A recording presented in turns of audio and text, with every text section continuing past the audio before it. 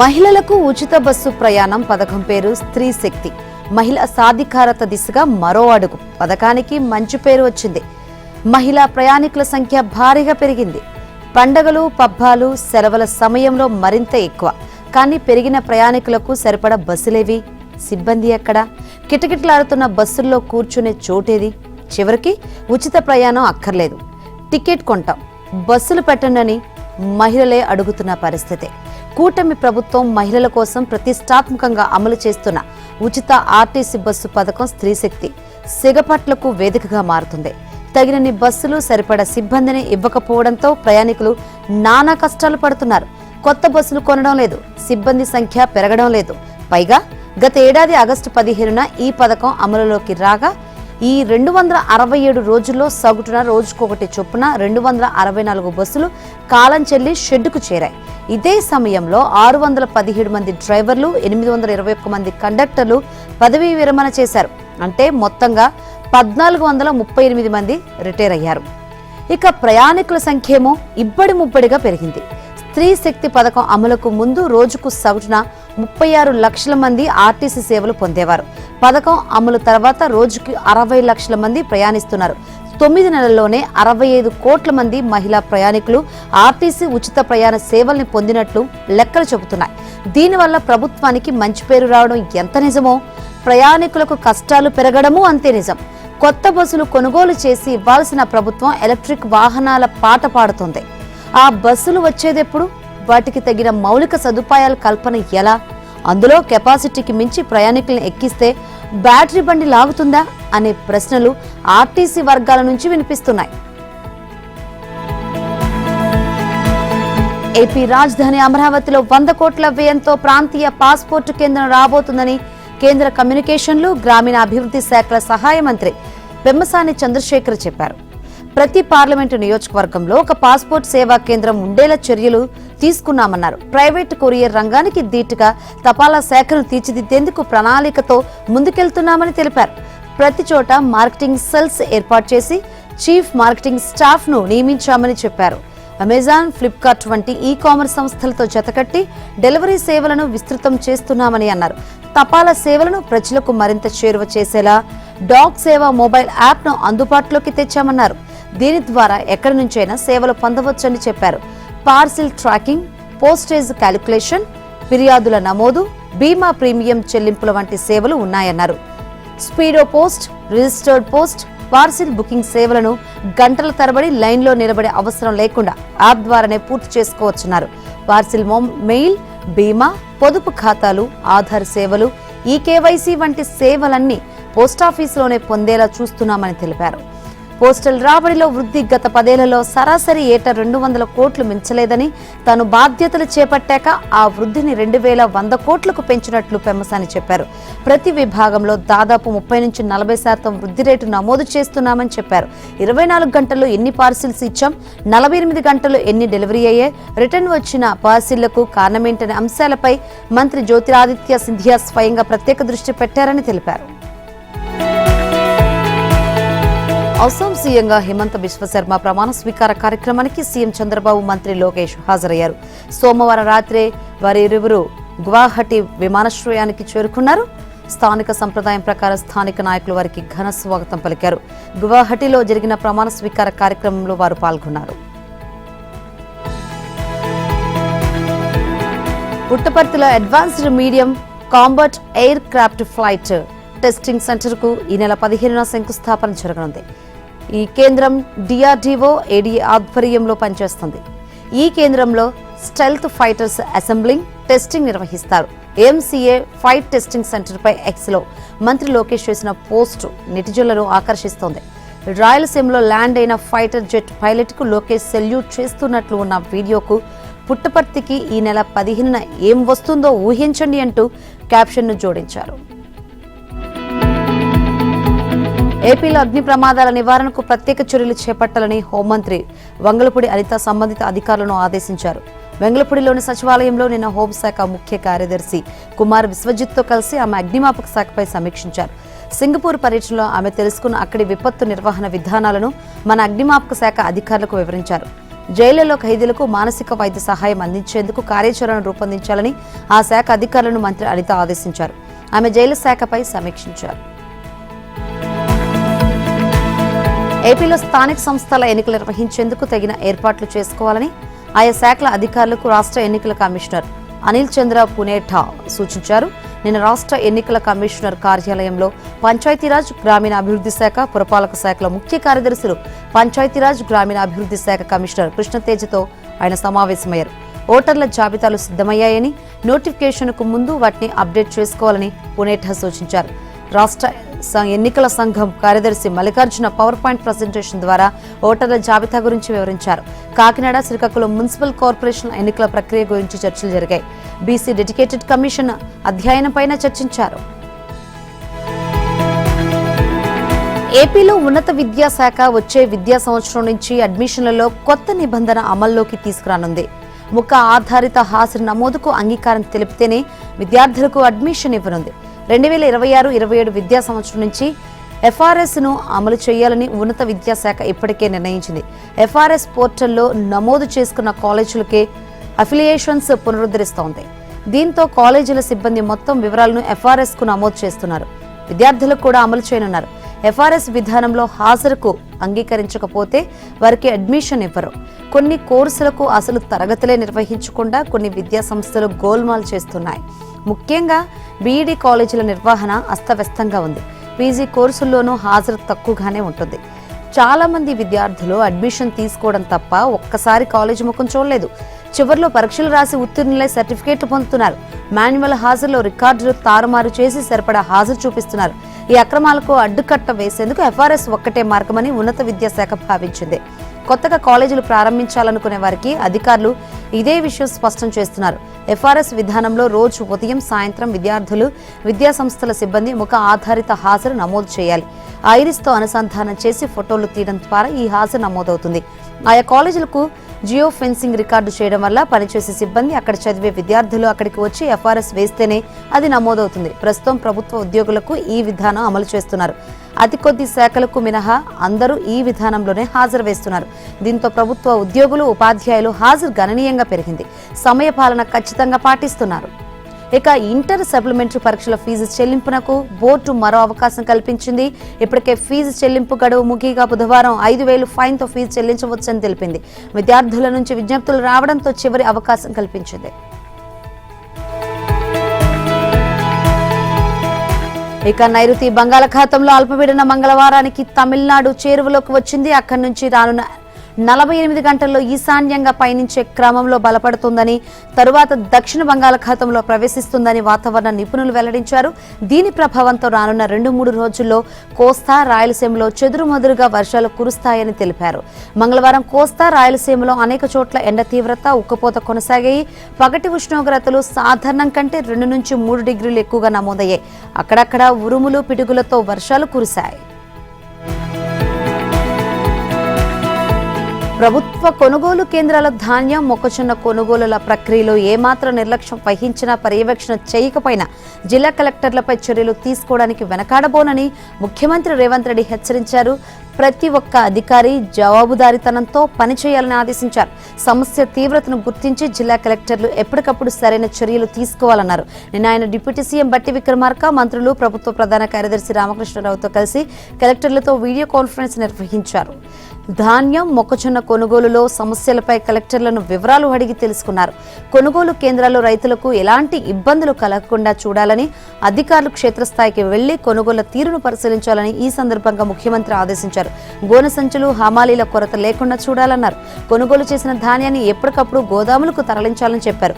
ఒప్పందం మేరకు లారీలను అందుబాటులో ఉంచామని, కాంట్రాక్టర్లపై క్రిమినల్ కేసులకు వెనకాడొద్దని అన్నారు. గోదాముల సమస్య ఉన్నట్లు తెలుస్తోందని, అవసరాన్ని బట్టి తాత్కాలిక ఏర్పాట్లు చేసుకోవాలని చెప్పారు. రైతు బజార్లు, ఫంక్షన్ హాళ్లు అద్దెకు తీసుకుని ధాన్యాన్ని తరలించాలని ఆదేశించారు. మొక్కజొన్న పంట ఎక్కువగా వచ్చే జిల్లాల కలెక్టర్లు అప్రమత్తంగా ఉండాలని చెప్పారు. అవసరమైన చోట పోలీస్ సాయం తీసుకుని ధాన్యం సేకరణ సాఫీగా జరిగేలా చూడాలని చెప్పారు. కొనుగోలుపై కలెక్టర్లు ఎప్పటికప్పుడు సీఎస్ కు నివేదిక పంపాలన్నారు. కల్లాల వద్ద ధాన్యం తడవకుండా ఉండేందుకు అవసరమైన టార్పలిన్లను రైతులకు అందుబాటులో ఉంచాలని సీఎం ఆదేశించారు. వాతావరణ శాఖ సూచనలు ఎప్పటికప్పుడు రైతులను చేరువేసేందుకు మండల స్థాయిలో అధికారిని నియమించాలని చెప్పారు. ఐకేపీ సెంటర్కు ఒక అధికారిని నియమించి కొనుగోలు కేంద్రాల వద్ద సమస్యలు తలెత్తకుండా చూడాలన్నారు. ప్రతి రైసు మిల్లును బాధ్యతాయుతమైన అధికారి పర్యవేక్షించాలని సూచించారు. లోడెత్తడంలో జాప్యం జరగకుండా హమాలీలను గుర్తించి పనిచేయించుకోవాలని సూచించారు. కోర్ అర్బన్ రీజియన్ ఎకానమీ పరిధి మొత్తానికి ఒకే చట్టం అమల్లోకి తీసుకురావాలని ప్రభుత్వం భావిస్తుంది. గ్రేటర్ హైదరాబాద్ మున్సిపల్ కార్పొరేషన్లో ప్రభుత్వం మల్కాజ్గిరి, సైబరాబాద్, హైదరాబాద్ కార్పొరేషన్లుగా విభజించింది. అలాగే రాష్ట్రానికి కూడా క్యూర్, రేర్, ప్యూర్లుగా విభజించింది. ఈ నేపథ్యంలో జీహెచ్ఎంసీ స్థానంలో ఏర్పాటైన 3 కార్పొరేషన్లు అన్నిటికీ కలిపి ఒకే చట్టం అమల్లో ఉండేలా ప్రభుత్వం కొత్త చట్టానికి శ్రీకారం చుడుతోంది. అంటే క్యూర్ పరిధిలోని అన్ని కార్పొరేషన్లలో ఒకేలా పన్నులు వసూలు, అనుమతుల జారీ, ఇతర వ్యవహారాల నిబంధనలు ఒకేలా ఉండనున్నాయి. ఈ మేరకు క్యూర్ పరిధిలో తీసుకురాబోయే చట్టం అంశంపై సీఎం రేవంత్ రెడ్డి నిన్న హైదరాబాద్లోని మర్రి చెన్నారెడ్డి మానవ వనరుల కేంద్రంలో సమీక్ష నిర్వహించారు. క్యూర్ పరిధిలో తీసుకురాబోయే కొత్త చట్టాన్ని ప్రస్తుతం ఉన్న జీహెచ్ఎంసీ చట్టానికి సవరణ చేసి తీసుకురానున్నారు. దీంతో సవరణ బిల్లును పగడ్బందీగా రూపొందించాలని సీఎం రేవంత్ అధికారులను ఆదేశించారు. 3 కార్పొరేషన్ల పరిధిలో పన్నుల వసూలు, అనుమతుల సహా ఇతర వ్యవహారాలని ఒకే విధంగా ఉండేలా చట్టం ఉండాలని సూచించారు. వచ్చే అసెంబ్లీ సమావేశాల్లోని ఈ సవరణ బిల్లును ప్రవేశపెట్టి ఆమోదించాలనే దిశగా ప్రభుత్వం ఆలోచన చేస్తున్నట్లు సమాచారం. తమ పార్టీకి 60 లక్షల సభ్యత్వాలు ఉన్నాయని గతంలో ప్రచారం చేసుకున్న బీఆర్ఎస్ ఇప్పుడు రూటు మార్చింది. ఇంతకు ముందుల సంఖ్య కోసమే కాకుండా పార్టీ అభివృద్ధి కోసం కృషి చేసేవారికి సభ్యత్వాలు ఇవ్వాలని నిర్ణయించింది. ఈ ప్రక్రియలో ఎమ్మెల్యేలు, నియోజకవర్గ ఇన్ఛార్జీలపై ఆధారపడకుండా సభ్యత్వ నమోదు సమన్వయకర్తల ఆధ్వర్యంలో ముందుకెళ్లాలని బీఆర్ఎస్ అధినేత కేసీఆర్ ఆదేశాలు జారీ చేసినట్లు సమాచారం. క్షేత్రస్థాయిలో పరిస్థితులను నిష్పక్షపాతంగా అంచనా వేయడానికి, గ్రూప్ రాజకీయాలకు తావు లేకుండా పార్టీని పటిష్టపరిచేందుకు అవసరమైన ప్రక్షాళన ప్రక్రియను సభ్యత్వాల నమోదు నుంచే ప్రారంభించాలని కేసీఆర్ భావిస్తున్నట్లు తెలిసిందే. ఇక పార్టీ భవిష్యత్తు కార్యాచరణ, సంస్థాగత నిర్మాణం, సభ్యత్వ నమోదు తదితర అంశాలపై చర్చించేందుకు ఎర్రవల్లిలోని తన వ్యవసాయ క్షేత్రంలో పార్టీ ముఖ్య నేతలతో కేసీఆర్ నిన్న సమావేశమయ్యారు. కష్టకాలంలో పార్టీ జెండా మోసే కార్యకర్తలే అసలైన బలమని, వారికి క్రియాశీలక సభ్యత్వాలు ఇవ్వాలని కేసీఆర్ స్పష్టం చేసినట్లు సమాచారం. సంఖ్యను చూపించడం కోసమే సభ్యత్వాలు కాకుండా పార్టీ కోసం క్షేత్రస్థాయిలో నిలబడే వారికి ప్రాధాన్యం ఇవ్వాలని దిశానిర్దేశం చేశారు. ఎన్నికల సంఘం చేపట్టిన ఎస్ఐఆర్ డిజిటల్ విధానంలోనే జరుగుతున్నందున పార్టీ సభ్యత్వ నమోదు ప్రక్రియను కూడా డిజిటల్ పద్ధతిలోనే జరపాలని సూచించారు. రాష్ట్రంలోని 36,655 పోలింగ్ బూతులలో బూతుకు 2 చొప్పున 71,310 మంది పార్టీ కార్యకర్తలకు డిజిటల్ సభ్యత్వ నమోదు ప్రక్రియపై శిక్షణ ఇవ్వాలని, ఈ మేరకు శిక్షణ తరగతులు నిర్వహించాలన్నారు. ప్రతి నియోజకవర్గానికి రాష్ట్ర కమిటీ నుంచి సభ్యత్వ నమోదు సమన్వయకర్త నియమించామని, మండల, మున్సిపల్ వారీగా సభ్యత్వ నమోదు కార్యక్రమం సజావుగా సాగేందుకు 2-3 రోజుల్లో సమన్వయ కమిటీలను ఏర్పాటు చేయాలని ఆదేశించినట్లు బీఆర్ఎస్ వర్గాలు తెలిపాయి. దాదాపు 6 గంటల పాటు జరిగిన ఈ సమావేశంలో సభ్యత్వ నమోదుకు జిల్లాల వారీగా సమన్వయకర్తలు నియమించారు. కేంద్ర మంత్రి బండి సంజయ్ కుమారుడు సాయి భగీరథ్ పై నమోదైన పోక్సో కేసు దర్యాప్తులో పోలీసులు దూకుడు పెంచారు. భగీరథ్ ఇవాళ పేట్ బషీరాబాద్ పోలీస్ స్టేషన్లో విచారణకు హాజరు కావాలంటూ నోటీసులు జారీ చేశారు. ఈ మేరకు నోటీసులు ఇవ్వడానికి హైదరాబాద్లోని బండి సంజయ్ ఇంటికి వెళ్ళగా అక్కడ ఎవరూ లేకపోవడంతో గోడ కంటించారు. అనంతరం కరీంనగర్లో డాక్టర్గా పనిచేస్తున్న భగీరథ్ మేనమామ వంశీకృష్ణ ఇంటికి వెళ్లి నోటీసులు ఆయనకు అందజేశారు. భగీరథ్ను వెంట పెట్టుకుని ఇవాళ మధ్యాహ్నం 2 గంటలకు విచారణకు రావాలని నోటీసులు తెలిపారు. మరోవైపు ఈ కేసులకు సంబంధించి బాధిత బాలిక తల్లి ఇచ్చిన ఫిర్యాదులో పేర్కొన్న అంశాల మేరకు డిజిటల్, భౌతిక సాక్ష్యాధారాలు సేకరించడానికి పోలీసులు ప్రయత్నాలు ప్రారంభించారు. ఈ కేసు విచారణ పర్యవేక్షణ అధికారి కుకట్పల్లి డీసీపీ రితురాజ్ నిన్న మరోసారి బాధితులతో మాట్లాడారు. సైబరాబాద్ కమిషనరేట్లోని భరోసా కేంద్రంలో ఆమెను స్వయంగా విచారించి మరోసారి వాంగ్మూలం రికార్డు చేశారు. అనంతరం ఈ కేసుకు సంబంధించి తొలుత నమోదైన సెక్షన్స్ కు అదనంగా మరికొన్ని సెక్షన్స్ జోడించారు. వీటి ప్రకారం ముద్దాయి దోషిగా తేలితే సుమారు 20 ఏళ్ల వరకు శిక్ష పడే అవకాశాలున్నాయి. గత ఏడాది డిసెంబర్ 31వ తేదీ రాత్రి మొయినాబాద్లోని అనన్య ఫామ్ హౌస్లో జరిగిన పార్టీకి హాజరైన భగీరథ్ స్నేహితుల వాంగ్మూలాలను దర్యాప్తు అధికారులు సేకరించారు. అనన్య ఫామ్ హౌస్ను ఎవరు బుక్ చేసుకున్నారు, అక్కడి సీసీ కెమెరాలు పనిచేస్తున్నాయా, ఎవరెవరు వచ్చారు అన్న విషయాలను పోలీసులు సేకరిస్తున్నారు. మరోవైపు గత ఏడాది అక్టోబర్ 25న తన కుమార్తెను భగీరథ్ గోల్ఫ్ వ్యూ సర్వీస్ అపార్ట్మెంట్కు పిలిపించి అక్కడ లైంగిక దాడికి పాల్పడ్డాడని ఫిర్యాదుదారు తెలిపారు. దీంతో ఆ సమయంలో వారితో పాటు ఉన్న భగీరథ్ మిత్రులను కూడా పోలీసులు విచారించనున్నట్లు తెలుస్తోంది. భగీరథ్ తన ఫోన్లను స్విచ్ ఆఫ్ చేసుకోవడంతో అతడు ఎక్కడున్నాడో తెలుసుకునేందుకు ప్రయత్నిస్తున్నామని, పలు బృందాలు అతని కోసం గాలిస్తున్నాయని పోలీసులు చెబుతున్నారు. అయితే హైకోర్టులో తాను దాఖలు చేసిన ముందస్తు బెయిల్ పిటిషన్ విచారణ తర్వాత భగీరథ్ లొంగిపోయే అవకాశం ఉన్నట్లు తెలుస్తోంది. కేంద్ర మంత్రి బండి సంజయ్ కుమారుడు సాయి భగీరథ్ తనపై నమోదైన పోక్సో కేసులో ముందస్తు బెయిల్ కోరుతూ తెలంగాణ హైకోర్టును ఆశ్రయించారు. పేట్ బషీరాబాద్ పోలీసులు తప్పుడు సమాచారంతో తనపై పోక్సో సహా ఇతర సెక్షన్స్ కింద కేసు పెట్టారని తెలిపాడు. ఫిర్యాదుదారు కుమార్తె మైనర్ కాదని, ఆమె మహేశ్వరి ఆ ఎఫ్ఐఆర్ దర్యాప్తునకు అర్హం కాదని తెలిపాడు. కుట్రపూరితంగా నమోదు చేసిన కేసులో పోలీసులు తనను అరెస్ట్ చేసే అవకాశం ఉన్నందున ముందస్తు బెయిల్ మంజూరు చేయాలని కోరాడు. ఈ పిటిషన్ ఈ నెల రేపు హైకోర్టు వెకేషన్ బెంచ్ ముందుకు రానుంది. తాను ఆ అమ్మాయి స్నేహితులమని, అభిప్రాయ భేదాలు రావడంతో విడిపోయామని, తను ఏ తప్పు చేయలేదని తన కొడుకు చెబుతున్నాడని కేంద్ర మంత్రి బండి సంజయ్ అన్నారు. అయినా తన కొడుకును సమర్థించడం లేదని, చట్టాన్ని గౌరవిస్తానని, కోర్టు విషయాన్ని శిరసావహిస్తానని అన్నారు. చట్టం అందరికీ సమానమేనని, తన కుమారుడు నిజంగా తప్పు చేసినట్లు తేలితే శిక్ష విధించాల్సిందేనని కేంద్ర మంత్రి బండి సంజయ్ వ్యాఖ్యానించారు. హనుమాన్ జయంతిని పురస్కరించుకొని కరీంనగర్లో నిర్వహించిన హిందూ ఏక్తా యాత్రలో ఆయన భావోద్వేగ ప్రసంగం చేశారు. తన కొడుకును క్రిమినల్గా చూపే ప్రయత్నం నడుస్తోందన్నారు. తప్పు చేయనప్పుడు నిరూపించుకోవాలని తాను సూచించినట్లు చెప్పారు. రైతుల పంటను కొనుగోలు చేయడంలో కాంగ్రెస్ ప్రభుత్వం దారుణంగా విఫలమైందని మాజీ మంత్రి ఎమ్మెల్యే హరీష్ రావు విమర్శించారు. నిన్న సిద్దిపేట రూరల్ మండలం బండచెర్లపల్లి గ్రామంలోని ధాన్యం కొనుగోలు కేంద్రాన్ని ఆయన ఆకస్మికంగా సందర్శించారు. కొనుగోలు కేంద్రాల్లో ధాన్యం కుప్పలు పేరుకుపోయాయని, అకాల వర్షాలకు ధాన్యం తడిసి రైతులు అల్లాడుతున్నా ప్రభుత్వం పట్టించుకోవడం లేదని మండిపడ్డారు. బీఆర్ఎస్ ప్రభుత్వ హయాంలో రెవెన్యూ, సివిల్ సప్లై, పోలీసు అధికారులతో సమన్వయం చేసుకుంటూ కొనుగోలు వేగవంతం చేసేవాళ్ళమని చెప్పారు. ముఖ్యమంత్రికి, మంత్రులకు ఢిల్లీ చుట్టూ తిరగడంపై ఉన్న శ్రద్ధ రైతుల సమస్యలపై లేదని ఆయన విమర్శించారు. ప్రశ్నపత్రం లీకేజ్ ఆరోపణల నేపథ్యంలో ఈ నెల 3వ తేదీన నిర్వహించిన నీట్ నేషనల్ టెస్టింగ్ ఏజెన్సీ రద్దు చేసింది. వచ్చే వారం 10 రోజుల్లో కొత్త పరీక్ష తేదీలను ప్రకటిస్తామని తెలిపింది. దీనిపై నిన్న ఒక ప్రకటన జారీ చేసింది. కేంద్ర సంస్థల సమన్వయంతో తాము స్వయంగా ఈ వ్యవహారాన్ని పరిశీలించిన తర్వాత కేంద్ర ప్రభుత్వ ఆమోదంతో ఈ నిర్ణయం తీసుకున్నట్లు వెల్లడించింది. పరీక్షను మళ్లీ నిర్వహించడం అనేక మంది విద్యార్థులకు, వారి కుటుంబాలకు ఇబ్బంది కలిగించే నిర్ణయమేనని, అయితే పరీక్షల వ్యవస్థపై ఉన్న నమ్మకం వమ్ము కాకుండా కాపాడేందుకు ఈ నిర్ణయాన్ని తీసుకోవాల్సి వచ్చిందని వివరించింది. పరీక్ష కొత్త తేదీలను, కొత్త అడ్మిట్ కార్డుల జారీ వివరాలను తమ అధికారిక ఛానళ్ల ద్వారా వెల్లడిస్తామని, తాము జారీ చేసే అధికారిక సమాచారాన్ని మాత్రమే పరిగణలోకి తీసుకోవాలని, ఇతరత్ర ఊహాగానాలు నమ్మవద్దని సూచించింది. కొత్తగా పరీక్షకు మళ్లీ రిజిస్ట్రేషన్ చేసుకోవాల్సిన అవసరం లేదని, అదనపు పరీక్ష ఫీజు కట్టాల్సిన పని లేదని ఎన్టీఏ తెలిపింది. ఇప్పటికే ఫీజు చెల్లించిన వారికి రీఫండ్ చేస్తామని చెప్పింది. కొత్తగా నిర్వహించే పరీక్షను తమ అంతర్గత వనరులతోనే నిర్వహించనున్నట్లు స్పష్టం చేసింది. మే 3న జరిగే పరీక్షల్లో 4 సెట్ల ప్రశ్న పత్రాలున్నాయని, వాటిలో మొత్తంగా ఏదీ లీకేజ్ కాలేదని NTA director general Abhishek Singh చెప్పారు. అయితే బయట పంపిణీ అయిన ఒక కాపీలోని కొన్ని ప్రశ్నలు మాత్రం ప్రశ్నపత్రాల్లో వచ్చాయని తెలిపారు. నీట్ పరీక్ష పేపర్ లీకేజ్ పై సిబిఐ దర్యాప్తును కేంద్రం ఆదేశించింది. ఈ మేరకు మంగళవారం సిబిఐ ఎఫ్ఐఆర్ నమోదు చేసి వివిధ రాష్ట్రాలకు పలు బృందాలను పంపింది. పేపర్ లీకేజ్ వ్యవహారం బయటపడడానికి ముందు ఒక గెస్ట్ పేపర్ బయట చక్కర్లు కొట్టింది. దీంతో ఉన్న పలు ప్రశ్నలే నీట్ల పరీక్షలో వచ్చాయి. దీంతో ఈ గెస్ట్ పేపర్ ఎలా బయటకు వచ్చిందన్న దానిపై దర్యాప్తు అధికారులు దృష్టి పెట్టారు. లీకేజ్ ఘటనకు కేంద్ర బిందువుగా భావిస్తున్న రాజస్థాన్లో పోలీసుల స్పెషల్ ఆపరేషన్స్ గ్రూప్ ఇప్పటికే దర్యాప్తు ప్రారంభించింది. నీట్ పేపర్ లీక్ పై కాంగ్రెస్ నేత రాహుల్ గాంధీ తీవ్రస్థాయిలో స్పందించారు. మోదీ సర్కార్పై ధ్వజమెత్తారు. ప్రధాని చెబుతున్న అమృత కాలం కాస్త దేశానికి విషయుగంగా మారిందని విమర్శించారు. లక్షలాది మంది విద్యార్థుల కష్టం, కలలో బీజేపీ సారథ్యంలోని అవినీతి వ్యవస్థ వల్ల చిన్నాభిన్నమయ్యాయని ఆరోపించారు. నీట్ పరీక్ష రద్దయిందని, దేశవ్యాప్తంగా 22 లక్షల మందికి పైగా విద్యార్థుల కఠోర శ్రమ, త్యాగాలు, కలలు చెదిరిపోయాయని అన్నారు.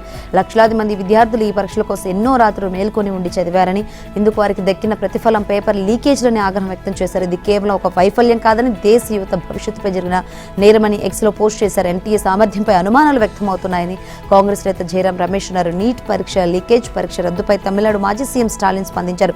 నీట్ వ్యవస్థ పెద్ద కుంభకోణమని ఆరోపించారు. ఏటా విద్యార్థుల జీవితాలతో చెలగాటమాడుతున్న నీట్ పరీక్ష విధానాన్ని పూర్తిగా రద్దు చేయాలని డిమాండ్ చేశారు. నీట్ పేపర్ లీకేజ్ బాధ్యులపై కఠిన చర్యలు తీసుకోవాలని federation of all India medical association demand చేస్తుంది. తర్వాత దర్యాప్తు పూర్తి చేసి పేపర్ లీకేజ్ వెనుక ఉన్న వారిపై కఠిన చర్యలు తీసుకోవాలని ప్రభుత్వానికి విజ్ఞప్తి చేసింది. పేపర్ లీక్ పరీక్ష రద్దుతో నిజాయితీగా పరీక్ష రాసిన లక్షలాది మంది విద్యార్థుల కలలు కల్లాలయ్యాయని తెలిపింది. తమిళనాడులో విజయ సారథ్యంలోని టీవీకే ప్రభుత్వం ఇవాళ అసెంబ్లీలో విశ్వాస పరీక్షను ఎదుర్కొంది. 30 మంది అన్నాడీఎంకే ఎమ్మెల్యేలు మద్దతు ప్రకటించిన నేపథ్యంలో తేలిగ్గా బలపరీక్ష నెగ్గనుంది. వాస్తవానికి టీవీకే 108 చోట్ల గెలిచింది. 2 స్థానాల్లో విజయం సాధించిన విజయ్ తిరుచి ఈస్ట్ స్థానానికి రాజీనామా చేయడంతో ఆ పార్టీకి ఇప్పుడు 107 మందే ఉన్నారు. తాజాగా 1 సీటు మెజార్టీతో గెలుపొందిన టీవీకే తిరుపత్తూరు ఎమ్మెల్యే శ్రీనివాస సేతుపతి అసెంబ్లీలో జరిగే ఓటింగ్లో పాల్గొనరాదని మద్రాసు హైకోర్టు మంగళవారం ఆదేశించింది. దీంతో టీవీకే బలం 106కు తగ్గిపోయింది. ప్రస్తుతం విజయ ప్రభుత్వానికి 120 మంది సభ్యుల బలం ఉంది. 233 మంది ఎమ్మెల్యేలున్న అసెంబ్లీలో మ్యాజిక్ ఫిగర్ 117 అంటే ప్రభుత్వానికి 3 సభ్యులు అధికంగా ఉన్నారు. ఇంకోవైపు సివి షణ్ముగం, ఎస్పీ వేలుమణి సారథ్యంలోని అన్నాడీఎంకే చీలిక వర్గం ఎమ్మెల్యేలు 30 మంది విజయ్కు మద్దతు ప్రకటించారు. దీంతో బలపరీక్షలో సులభంగా గట్టెక్కడం ఖాయంగా కనిపిస్తోంది. అన్నాడీఎంకే అధినేత పళనిస్వామిపై తిరుగుబావుట ఎగరవేసిన 30 మంది చీలిక వర్గం ఎమ్మెల్యేలు విజయ్ ప్రభుత్వానికి మద్దతు ప్రకటించారు. వారికి నేతృత్వం వహిస్తున్న సీనియర్ ఎమ్మెల్యే సివి షణ్ముగం మంగళవారం అసెంబ్లీ స్పీకర్ జీవీడీ ప్రభాకర్ను కలిసి ఎస్పీ వేలుమణిని తమ పార్టీ శాసనసభాపక్ష నేతగా నియమించాలని మరోసారి విజ్ఞప్తి చేశారు. డీఎంకేను తీవ్రంగా వ్యతిరేకిస్తూ ఏర్పాటైన పార్టీ అన్నాడీఎంకే అని అన్నారు. అలాంటిది ఈపీఎస్ను సీఎం చేయడానికి డీఎంకే మద్దతిచ్చేందుకు అంగీకరించడం తమను ఆశ్చర్యానికి లోను చేసిందన్నారు. ఈ ప్రతిపాదనను అంగీకరించాలని ఈపీఎస్ చేసిన వినతిని 90% మంది ఎమ్మెల్యేలు వ్యతిరేకించారన్నారు. ప్రస్తుతం అన్నాడీఎంకే ఎన్డీఏ నుంచి పూర్తిగా వైదొలిగిందని, ఆ పార్టీని కాపాడే దిశగా కొత్త కూటమిని ఏర్పాటు చేయాలని, టీవీకే నేతృత్వంలోని ప్రభుత్వానికి మద్దతు ఇవ్వాలని మెజార్టీ సభ్యులంతా నిర్ణయించుకున్నామని తెలిపారు. కాగా విజయ్ మంగళవారం సాయంత్రం 30 మంది అన్నాడీఎంకే అసమ్మతి ఎమ్మెల్యేలతో సమావేశమయ్యారు. షణ్ముగం నివాసానికి వెళ్లిన ఆయనకు వారంతా స్వాగతం పలికారు. డీఎంకే నేత ఉదయనిధి స్టాలిన్ మరోసారి సనాతన ధర్మంపై వ్యాఖ్యలు చేశారు. కొత్తగా కొలువు తీరిన తమిళనాడు అసెంబ్లీలో నిన్న ప్రతిపక్ష నేతగా చేసిన తొలి ప్రసంగంలోనే ఈ వ్యాఖ్యలు చేశారు. ప్రజల మధ్య విభజన ఏర్పరిచే సనాతన వ్యవస్థను నిర్మూలించాల్సిందేనని పునరుద్ఘాటించారు. డీఎంకే అధికారంలో ఉండగా ఈ అంశంపై ఆయన చేసిన వ్యాఖ్యలు అప్పట్లో తీవ్ర వివాదం రేపాయి. డీఎంకే ఓటమికి దారితీసిన కారణాలు ఇది ఒకటి అన్న అభిప్రాయం ఆ పార్టీ వర్గాల్లోనే వ్యక్తమైంది. ప్రభుత్వం కార్యక్రమాల్లో తమిళ తల్లి ప్రార్థనను మొదటగా ఆలపించాలని ఉదయనిధి అన్నారు. అలాగే శాసనసభలో గవర్నర్ ప్రసంగించేటప్పుడు కూడా గతంలోలానే తమిళ తల్లి ప్రార్థన, జాతీయ గీతం వరుసగా ఆలపించేలా చూడాలని సీఎం విజయ్ను కోరారు. సీఎం ప్రమాణ స్వీకార కార్యక్రమంలో తమిళ తల్లి ప్రార్థనను ప్రాధాన్యత క్రమంలో 3వ వరుసలోకి నెట్టేశారన్నారు. తనను సీఎం చేసేందుకు డీఎంకే అన్నాడీఎంకే ప్రయత్నించాయని వీసీకే అధినేత తిరుమావలయన్ సంచలన వ్యాఖ్యలు చేశారు. 2 ఎమ్మెల్యేలున్న వీసీకే మద్దతిచ్చాకే టీవీకే అధినేత విజయ ప్రభుత్వ ఏర్పాటుకు అవసరమైన 118 మందిని కూడగట్టుకోగలిగారు. తిరుమావలవన్ ఈ నెల 8న పొద్దుపోయాక డీఎంకే అధ్యక్షుడు స్టాలిన్తో భేటీ అయ్యారు. అయితే కాంగ్రెస్ నుంచి ఒత్తిడి రావడంతో మనసు మార్చుకొని మర్నాడు విజయ్కు మద్దతు పలికారనే ప్రచారం జరుగుతుంది. ఈ నేపథ్యంలో తిరుమావలవన్ నిన్న మీడియాతో మాట్లాడారు. తనను సీఎం పీఠంపై కూర్చోబెట్టేందుకు డీఎంకే అన్నాడీఎంకే సన్నాహాలు చేసినట్లు సన్నిహితుల నుంచి వర్తమానం అందిందని చెప్పారు. అయితే తనతో ఎవరూ నేరుగా మాట్లాడలేదన్నారు. అమెరికా లేదా ఇజ్రాయెల్ దళాలు తమపై మరోసారి దాడి చేస్తే తమ యురేనియం నిల్వలను అణ్వాయుధాల తయారీకి అవసరమైన 90% స్థాయికి శుద్ధి చేసే ప్రక్రియ చేపడతామని ఇరాన్ హెచ్చరించింది. అమెరికా అధ్యక్షుడు ట్రంప్ ఇరాన్పై సరికొత్త సైనిక చర్య చేపట్టే అంశాన్ని పరిశీలిస్తున్నారని మీడియాలో కథనాలు వెలువడుతున్న నేపథ్యంలో ఈ హెచ్చరిక చేసింది. ఇరాన్ పార్లమెంటరీ కమిషన్ ప్రతినిధి ఇబ్రహీం రెజాయ్ ఎక్స్ వేదికగా ఈ హెచ్చరిక చేశారు. ఇరాన్ను అణ్వాయుధాలు తయారు చేయడానికి తాము ఎట్టి పరిస్థితుల్లోనూ అనుమతించబోమని ట్రంప్ ఇప్పటికే పలుమార్లు చెప్పారు. ఇరాన్ గత 8 ఏళ్లలో దాదాపు 11,000 కిలోల అధిక స్థాయి యురేనియంను సమకూర్చుకుంది. 2006లోని యురేనియాన్ని సమకూర్చుకునే ప్రక్రియను ప్రారంభించిన ఇరాన్ సంవత్సరాలు గడిచే కొద్దీ నిల్వ పెంచుకుంటూ పోతున్నట్లు సమాచారం. అయితే ఇరాన్ దీన్ని ఎక్కడా దాచిందనేది మాత్రం ఇప్పటికీ అంతుచిక్కని రహస్యంగానే ఉంది. ఇరాన్ సమకూర్చుకున్న యురేనియంలో అధిక భాగం ఇప్పటికీ ఇస్ఫహాన్ అణు కేంద్రంలోనే ఉందని ఐక్యరాజ్య సమితికి చెందిన అణు పర్యవేక్షణ సంస్థ అంతర్జాతీయ అణుశక్తి ఏజెన్సీ భావిస్తోంది. అమెరికా ఇజ్రాయెల్ సంయుక్త దాడులకు ప్రతీకారంగా గల్ఫ్ దేశాలపై ఇరాన్ విరుచుకుపడింది. ముఖ్యంగా యునైటెడ్ అరబ్ ఎమిరేట్స్ పై వేలాది క్షిపణులను ప్రయోగించింది. ఆ సమయంలో టెహ్రాన్ చమురు క్షేత్రాలపై యుఏఈ కూడా రహస్య దాడులు చేసినట్లు తాజాగా బయటకు వచ్చింది.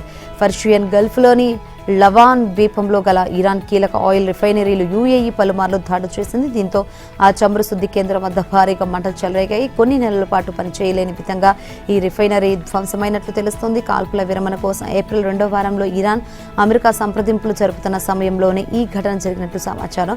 ఈ దాడిని గత నెలలోనే ఇరాన్ ధృవీకరించింది. అయితే ఎవరు చేశారన్న వివరాలను మాత్రం నాడు వెల్లడించలేదు. శత్రుదేశం దాడిలో తమ రిఫైనరీ దెబ్బతిందని మాత్రం ప్రకటించింది.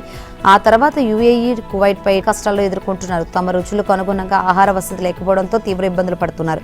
తెలుగు రాష్ట్రాల నుంచి ఈసారి 9,000 మంది హజ్ యాత్రలో పాల్గొనడం, ఇప్పటికే పెద్ద సంఖ్యలో యాత్రికులు వెళ్లారు. మక్కా, మదీనాలో పరిమితంగా ఉన్న దక్షిణాసియా రెస్టారెంట్లో తెలుగు వారికి ఇష్టమైన అన్నం, పప్పు, పులుసు వగేరాలు కాకుండా రొట్టెలు, ఉత్తరాది వంటకాలు పెడుతుండడంతో వారికి ముద్ద దిగడం లేదు. రొట్టెలు, అరబ్బీ తిండి తమ వల్ల కాదని వాపోతో అన్నం ఎక్కడ దొరుకుతుంది అని ఆరా తీస్తున్నారు.